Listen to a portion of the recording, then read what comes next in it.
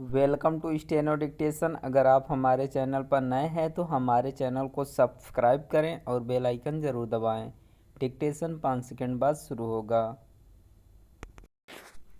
Start. प्रधानमंत्री नरेंद्र मोदी के विस्तृत संबोधन के साथ अविश्वास प्रस्ताव पर चर्चा समाप्त हो गई और उसका परिणाम वैसा ही रहा जैसा अपेक्षित था।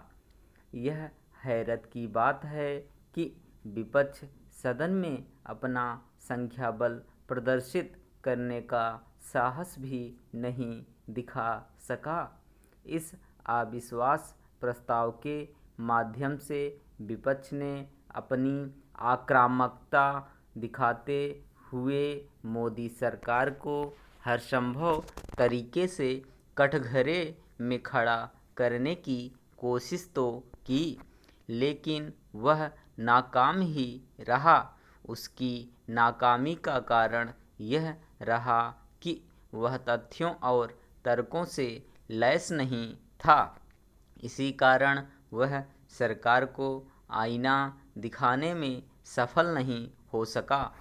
विपक्ष चर्चा के दौरान जिस तरह बिखरा बिखरा नजर आया और अपनी बात को सही तरीके से नहीं रख सका, उससे तो यही लगता है कि अविश्वास प्रस्ताव सरकार के लिए एक वरदान ही सिद्ध हुआ, क्योंकि इसके माध्यम से उसे अपनी बात आम जनता तक पहुंचाने का अवसर मिला।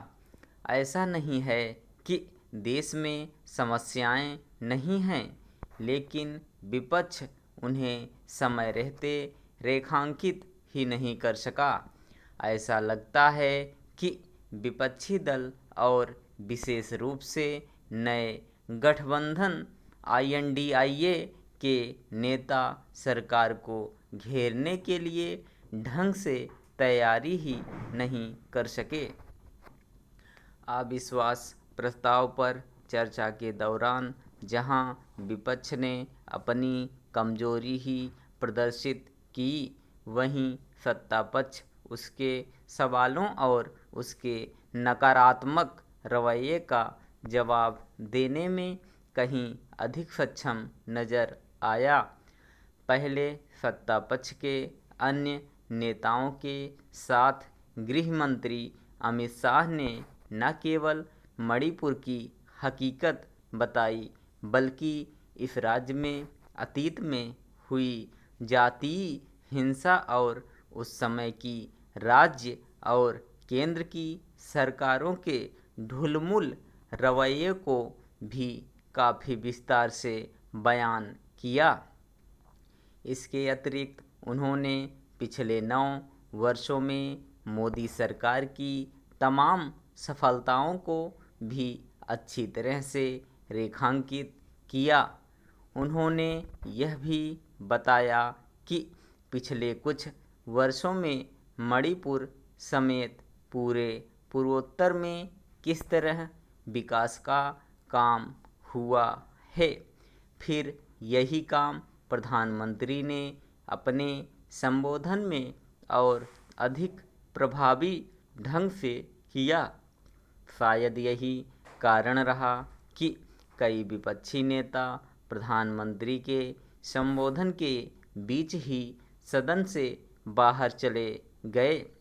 यह विचित्र ही है कि पहले तो विपक्षी नेता प्रधानमंत्री के वक्तव्य की मांग को लेकर संसद नहीं चलने दे रहे थे, लेकिन जब वह बोले तो वे पूरा जवाब सुनने की क्षमता नहीं दिखा सके।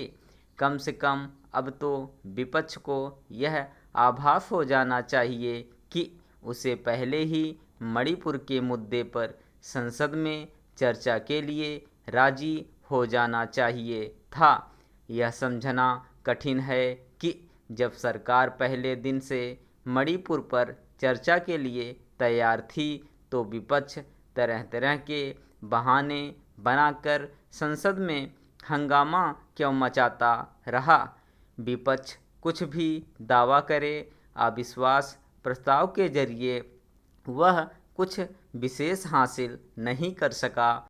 उल्टे सत्तापक्ष विपक्षी दलों के गठबंधन, INDIA के अंतर्द्वंद और विरोधाभासों को उजागर करने में सफल साबित हुआ। स्टॉप।